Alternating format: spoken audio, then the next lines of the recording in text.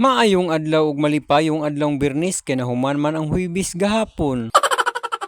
For today's video na pod mi diri nag-alsa aning mga sinako nga bugas kay pertig yung bugata mao ning among gidayungan ni akong igagaw nga pertipong kusgana. Ug nalipay jud ko kaayo kay ning abot na gyud ang bugas nga ako ang gipaabot nga gikan pa ni sa mong kayo. Daghan-daghan po ning bugas sa dili na pod mi ani magutman. Ubay-ubay na pod ni dugay na pod ni mahurot kay lugaw-lugaw naman pod namo ni aron dugay mahurot. Ug nagpasalamat pud ko sa akong manghud ani kay mao gyud taon toy nahago sa pagbulad ani ug sa pagpagaling. Muna nga nagpasalamat jud ko sa iya og dako kay naa na jud may bugas diri Ya kini pud akong gagaw pasalamat pud ko ani kay siya man jud naghatod diri sa moa layo baya gyud tong mungkayo no nya iyang gihatod diri nya. Siya pag gyud nagpas-an kay unsa man nga ato ani nga di man gyud ta kadaog pud og bugat kay unsa ra po ni atong lawas nga nipis man pud kaayo. Kuan pud ko ani akong gagaw kay perti yung kusgana pud ay pas-anon lagi. So 69 kilos na ba perting bugata pero kaya ra kay niya hastang kusgana. Pero ako nga nagduog ani hasta morang mobudlot akong sipon sa kabugat gyud.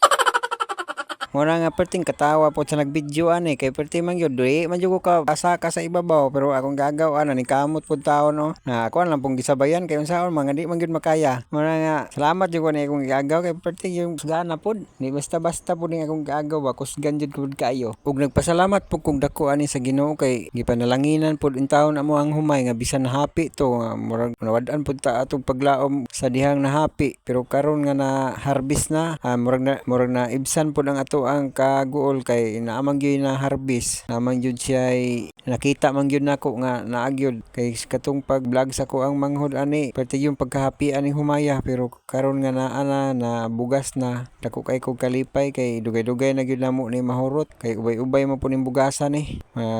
kaya man ni 200 kilos mag 300 kilos man siguro ni hapit ni 300 kilos kay upat man ni ka kuan ka boarding na 70 kilos ani na 69